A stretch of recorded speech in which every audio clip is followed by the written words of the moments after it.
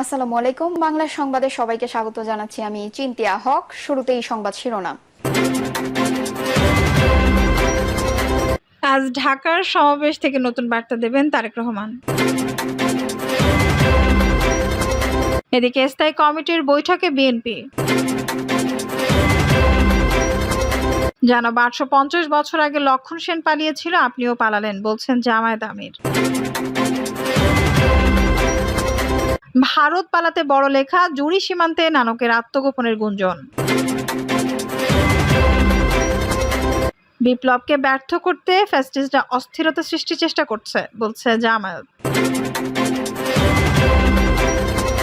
এবং সর্বশেষ জানাবো শেখ হাসিনা রেহেনা জয় সহ 179 জনকে আসামি করে সোনারগাঁ থানায় মামলা। দর্শক শুনছিলেন সংবাদ শিরোনাম, এখন বিস্তারিত। আজ ঢাকার সমাবেশ থেকে নতুন বার্তা দেবেন তারেক রহমান। আন্তর্জাতিক গণতন্ত্র দিবস উপলক্ষে আজ মঙ্গলবার 17 সেপ্টেম্বর রাজধানীতে গণসমাবেশ করবে বিএনপি। ওই সমাবেশ থেকে দলের ভারপ্রাপ্ত চেয়ারম্যান তারেক রহমান দেশ পুনর্গঠনে নতুন বার্তা দেবেন বলে জানা গেছে। একই সঙ্গে দলের নেতাকর্মীদের জন্য নির্দেশনা থাকবে। সমাবেশে ভারপ্রাপ্ত চেয়ারম্যান লন্ডন থেকে ভার্চুয়ালি যুক্ত হয়ে দেশ পুনর্গঠনের বার্তা দেবেন বলে জানিয়েছেন বিএনপি নেতারা। এছাড়া দলের নেতাকর্মীদের জন্য নির্দেশনা থাকবে সমাবেশ থেকে। দলের ঢাকা মহানগর ছাড়াও ঢাকা বিভাগের বিভিন্ন জেলা থেকে নেতাকর্মীরা এই গণসমাবেশে যোগ দেবেন। বিএনপির প্রচার সম্পাদক সুলতান সালাউদ্দিন টুকু এবং ঢাকা মহানগর উত্তরের সদস্য সচিব আমিনুল হক ও দক্ষিণের সদস্য সচিব তানভীর আহমেদ রবিনের যৌথ সঞ্চালনায় গণসমাবেশে বিএনপি স্থায়ী কমিটির সদস্যরা সহ জ্যেষ্ঠ নেতারা বক্তব্য রাখবেন। নয়াপল্টনে সরেজমিনে দেখা গেছে সমাবেশের মঞ্চ তৈরির কাজ চলছে। কাজের অগ্রগতি দেখতে একদিন বিকেল 4:45টার দিকে নয়াপল্টনে যান সমাবেশ আয়োজন দায়িত্বপ্রাপ্ত বিএনপি স্থায়ী কমিটির সদস্য অধ্যাপক ডক্টর এজেডএম জাহিদ হোসেন ও যুগ্ম মহাসচিব হাবিবুন নবী খান সোহেল। স্থায়ী কমিটির বৈঠকে বিএনপি চলমান রাজনীতির সার্বিক পরিস্থিতি পর্যালোচনা করে করণীয় ঠিক করতে বৈঠক বসেছে বিএনপির সর্বোচ্চ নীতি নির্ধারণী ফোরাম জাতীয় স্থায়ী কমিটির নেতারা। তিনি বলেন, বিএনপি ভারপ্রাপ্ত চেয়ারম্যান তারেক রহমান লন্ডন থেকে ভার্চুয়ালি যুক্ত হয়ে সবাই সভাপতিত্ব করছেন। 850 বছর আগে লক্ষণ সেন পালিয়েছিল, আপনিও পালালেন, বলছেন জামায়াত আমির। শেখ হাসিনার ক্ষমতাচ্যুতিকে বাংলায় সেন বংশীয় রাজত্বের অবসানের সঙ্গে তুলনা করেছেন জামায়াত ইসলামীর আমির ডক্টর শফিকুর রহমান। সদ্য সাবেক প্রধানমন্ত্রীকে উদ্দেশ্য করে তিনি বলেছেন, এমন রাজনীতি করলেন আপনাকে দেশ ছেড়ে চলে যেতে হলো। 850 বছর আগে লক্ষণ সেন পালিয়ে গিয়েছিল, অবশেষে পালিয়ে গেলেন আপনিও। আওয়ামী লীগের 17.5 বছরে দেশের 15 কোটি মানুষ মজলুম ছিল উল্লেখ করে ডক্টর শফিকুর রহমান বলেন, এই জাতি বন্দিত্বের নিকট বাধা ছিল, মুখে ছিল তালা, হাতে হ্যান্ডকাপ, পায়ে ছিল বেড়ি, প্রত্যেকটি মানুষই ছিল জুলুমের শিকার। তিনি বলেন, শেখ হাসিনা যেটা কালিমা হিসেবে জাতির কপালে লিখে দিতে চেয়েছিল, জাতি এটা তার দিকে ফিরিয়ে দিয়েছে। এমন রাজনীতি করলেন, বলেন উন্নয়নের রাজপথে দেশকে উঠিয়ে দিয়েছেন। বললেন বাংলাদেশ বিশ্বে উন্নয়নের রোল মডেল, এমন রোল মডেল বানালেন আর এমন রাজপথ তৈরি করলেন, গাড়িটা রাজপথ দিয়ে চালিয়ে আপনি যেতে পারলেন না। জামায়াত আমির আরও বলেন, 17.5 বছর আওয়ামী লীগ সরকার জাতির উপর স্টিম রোলার চালিয়েছে। সবচেয়ে বেশি আঘাত দিয়েছে জামায়াত ইসলামী ও ছাত্র শিবিরকে। আমাদের মতো মজলুম সংগঠন আর কেউ না, আর কারো এতগুলো নেতাতে হত্যা করা হয়নি, আর কারো বাড়িঘর বুলডোজার দিয়ে ভাঙা হয়নি, আর কারো বাড়িঘরে আগুন ও লুটপাট করা হয়নি। আমাদের পর্দানশীল মা বোনের ইজ্জত নিয়ে টানাটানি করা হয়েছে, সাংবাদিকদের নির্যাতন নিয়ে। তিনি বলেন, যে সাংবাদিক ভাই বিদেশে বসে অন্যায় জুলুমের বিরুদ্ধে কথা বলছেন, দেশে থাকা তার বোনকে টেনে নিয়ে টানা হেঁচড়া করে হয়েছে। কোনো ভাই ফেসবুকে কিছু লিখতে আজরাইল রূপে ডিবি তার ঘরে গেছে, তাদের হেনস্থা করা হয়েছে। ভারত পালাতে বড় লেখা, জুড়ি সীমান্তে নানকের আত্মগোপনের গুঞ্জন। আওয়ামী লীগের সভাপতি মণ্ডলীর সদস্য সাবেক মন্ত্রী জাহাঙ্গীর কবির নানক ভারত পালিয়ে যেতে মৌলভীবাজারের বড় লেখা ও জুড়ি সীমান্তে আত্মগোপন করেছেন বলে বিভিন্ন মহলে গুঞ্জন চলছে। এমনকি তিনি সীমান্তে আটক হয়েছেন বলে গুজব ছড়িয়েছে। জানা গেছে, শনিবার শ্রীমঙ্গলে ঢাকা দক্ষিণ সিটি কর্পোরেশনের কাউন্সিলর ও আওয়ামী লীগ নেতা BM সিরাজুল ইসলামকে যৌথ বাহিনী আটক করার পর অনেকের মুখে শোনা যায়, শেখ হাসিনার অপকর্মের অন্যতম সহযোগী জাহাঙ্গীর কবির নানক ভারত পালিয়ে যাওয়ার অপেক্ষায় মৌলভীবাজারের বড় লেখা ও জুড়ি উপজেলার সীমান্ত এলাকায় আত্মগোপন করেছেন। কেউ কেউ বলছেন তিনি বেশ কয়েকদিন ধরে ছদ্মবেশে শ্রীমঙ্গলের চা বাগান এলাকায় অবস্থান করেন। সীমান্ত অতিক্রম করতে না পেরে জুড়ি উপজেলার লাঠি টিলা ও ফুলতলা সীমান্ত অতিক্রমের চেষ্টা চালিয়ে সফল হয়নি। এরপর থেকে বড়লেখা উপজেলার উত্তর শাহবাজপুর ইউনিয়নের বড়াইল, কুমারশাইল, পাল্লাথল ও দক্ষিণ শাহবাজপুর ইউনিয়নের বোবারথল সীমান্ত দিয়ে ভারতে পালিয়ে যাওয়ার সুযোগ খুঁজছেন।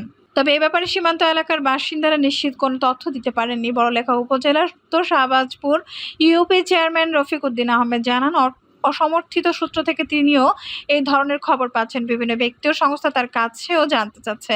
তিনি তার অবস্থান থেকে খোঁজ খবর নিচ্ছেন। তবে তিনি মনে করেন সীমান্ত এলাকায় বিজিবির চিরুনি অভিযান চালানো উচিত। বিজিবি 52 ব্যাটালিয়নের অধিনায়ক লে কর্নেল মেহেদী হাসান যুগান্তরকে জানান, এই ধরনের একটি খবর বিজেপির কাছেও রয়েছে, তবে এখনো নিশ্চিত কোনো তথ্য মেলেনি। বিষয়টি জানার পরে সীমান্তে বিজিবির টহল জোরদার করা হয়েছে। এছাড়া মৌলভীবাজারের জুড়ি উপজেলার ফুলতলা সীমান্তে আওয়ামী লীগ নেতা জাহাঙ্গীর কবির নানক স্থানীয়দের হাতে আটক হয়েছেন মর্মে সোমবার দুপুর থেকে লোকমুখে খবর ছড়িয়ে পড়ে। ফেসবুকে এরকম খবর প্রচার হয়। এই খবরে দুপুর থেকে ফুলতলা সীমান্ত পুলিশ তল্লাশি চালিয়ে খবরের কোনো সত্যতা পায়নি। বিপ্লবকে ব্যর্থ করতে ফ্যাসিস্টরা অস্থিরতা সৃষ্টির চেষ্টা করছে বলছে জামায়াত। ছাত্র জনতার বিপ্লবকে ব্যর্থ করতে আওয়ামী লীগ ফ্যাসিস্টরা অস্থিরতা সৃষ্টির চেষ্টা করছে বলে মন্তব্য করেছেন বাংলাদেশ জামায়াত ইসলামী সেক্রেটারি জেনারেল অব সাবেক সংসদ সদস্য অধ্যাপক মিয়া গোলাম পারোয়ার। গোলাম পারোয়ার বলেন, ফ্যাসিবাদী সরকারের পতনে 1 মাস পরেও আওয়ামী লীগ ফ্যাসিবাদী শক্তি দ্বারা প্রশাসনের রুদ্র রন্ধে রন্ধে থেকে ছাত্র জনতার বুকে গুলি চালিয়েছে, গুম করেছে, লাশ বানিয়ে আগুনে পুড়িয়েছে। সেই প্রেতাত্মারা এখনো রয়ে গেছে। দেশকে একটি অবাধ সুষ্ঠু নির্বাচন পর্যন্ত নিতে হলে এই জঞ্জালদের সরাতে হবে। তিনি বলেন, ইসলামী আন্দোলনের কাজ করতে গিয়ে আমাদের সামনে অনেক পরীক্ষা, জুলুম, নির্যাতন এসেছে। নানাভাবে জামায়াত ইসলামের আগ্রযাত্রাকে থামিয়ে যাওয়ার চেষ্টা করা হয়েছে। তবে এবার মৃত্যু ভয়হীন চেতনা নিয়ে বাতিলের রক্তচক্ষের উপেক্ষা করে 5 আগস্ট ছাত্র জনতার নতুন দিগন্তের উন্মোচন করেছে। আজকে আমরা মুক্ত চিন্তে মানুষের সামনে ইসলামের দাওয়াত পৌঁছে দিতে পারছি। ঐতিহাসিক এই সাফল্যের পেছনে রয়েছে ছাত্র জনতার সংগ্রাম। তিনি আরো বলেন, শহীদদের রক্তের উপরে দাঁড়িয়ে আমরা গর্বের অংশীদার, কিন্তু এখনো আমরা মুক্তির মঞ্জিলে পৌঁছতে পারিনি। আমাদের মঞ্জিল এখনো বহুদূরে, বরং এই গণবিপ্লব নতুন মাত্রা যুক্ত করেছে। জামায়াত ইসলামের দায়িত্ব বাড়িয়ে দিয়েছে। জামায়াত ইসলামী যে নতুন বাংলাদেশের কথা বলে, ইসলামী সমাজ গঠনের কথা বলে, সে স্বপ্নের কথা বলে, সে যেখানে মানুষের নিরাপত্তাহীন জীবন থাকবে না, কষ্ট, অভাব, দুর্দশা থাকবে না, অবিচার, বর্বরতা থাকবে না। জামায়াত ইসলামীর সেক্রেটারি জেনারেল বলেন, আল্লাহর দিন প্রতিষ্ঠার আন্দোলনে জামায়াত ইসলামীকে কেউ দমিয়ে রাখতে পারবে না। কাঙ্ক্ষিত মঞ্জিলে পৌঁছাতে বাধা আসবেই। মৃত্যু ভয়হীন শক্তিকে কোনো অত্যাচার, নির্যাতন, 44 ধারা জারি, জায়গায় গুলি, কোনো কিছু দিয়ে দমিয়ে রাখা সম্ভব না। তিনি বলেন, 5 আগস্ট ছাত্র জনতার বিপ্লব পরবর্তী নতুন যাত্রাকে ঠেকিয়ে দেওয়ার জন্য, বিপ্লবকে ব্যর্থ করার দেশে বিদেশে আওয়ামী লীগ ফ্যাসিবাদী শক্তি প্রেতাত্মা এখনো নতুন প্রশাসনের বিভিন্ন জায়গায় ঘাপটি মেরে বসে আছে। তারা নতুন অস্থিরতা সৃষ্টির চেষ্টা করছে। গোলাম পারোয়ার বলেন, আমরা অন্তর্বর্তীকালীন সরকারের প্রধান উপদেষ্টার কথা দিয়েছি, একটি অবাধ, নিরপেক্ষ, সুষ্ঠু নির্বাচন আয়োজনে একটা যৌক্তিক সময় পর্যন্ত অপেক্ষা করতে রাজি আছি। কিন্তু দুঃখের সঙ্গে আমরা লক্ষ্য করছি, ফ্যাসিবাদী সরকারের পতনের 1 মাস পরে আওয়ামী লীগ ফ্যাসিবাদী শক্তি যারা প্রশাসনের রন্ধে থেকে ছাত্র জনতার বুকে গুলি চালিয়েছে, গুম করেছে, লাশ বানিয়ে আগুনে পুড়িয়েছে, সেই প্রেতাত্মারা এখনো রয়ে গেছে। তিনি বলেন, অন্তর্বর্তীকালীন সরকারকে বলবো, চোখ কান খোলা রাখুন, সচেতন হয়ে এখনো যদি নিজেদের দায়িত্বের পথ প্রশস্ত না করেন, সুগম না করেন, এসব জঞ্জালকে সাফ না করেন, তাহলে এরা দেশকে অবাধ নিরপেক্ষ নির্বাচন পর্যন্ত দেশকে নিতে দেবে না। এই গণ আন্দোলন ব্যর্থ হতে দেওয়া যাবে না। যদি ব্যর্থ হয় তাহলে বিপ্লবের শহীদরা কষ্ট পাবে। তাহলে বাংলাদেশের 18 কোটি মানুষ আবারও আরেকটি রক্তাক্ত সংগ্রামের জন্য প্রস্তুত হবে। আমরা চাই না এই দেশে আরেকটা কালো দিন আসুক। জাতিকে সাবধান থাকতে হবে, ঐক্যবদ্ধ থাকতে হবে, কারণ বিপ্লবকে আমরা নতুন অভিযাত্রা মনে করি। শেখ হাসিনা, রেহেনা জয় সহ 179 জনকে আসামি করে সোনারগাঁ থানায় মামলা। বৈষম্য বিরোধী ছাত্র আন্দোলনের সময় গত 20 জুলাই নারায়ণগঞ্জের সোনারগাঁ উপজেলার কাঁচপুর এলাকায় রুহুল আমিনের নামে এক যুবককে গুলি করে পঙ্গু করার ঘটনায় সাবেক প্রধানমন্ত্রী শেখ হাসিনা, বোন শেখ রেহেনা ও ছেলে সজীব অজয় জয়কে আসামি করে 179 জনের বিরুদ্ধে মামলা দায়ের হয়েছে।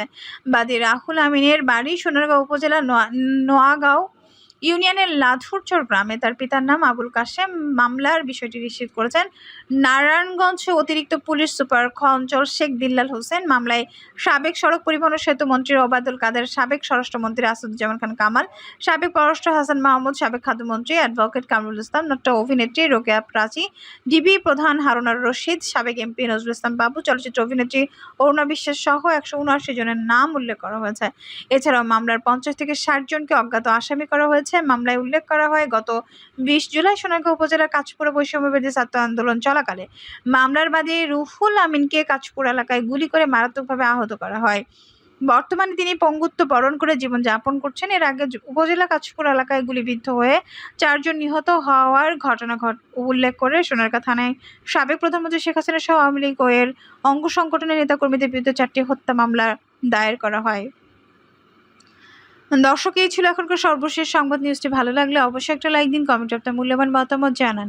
সবসময় আমাদের পাশে থাকতে সাবস্ক্রাইব করে বেল বাটনটি অন করে রাখুন। ধন্যবাদ।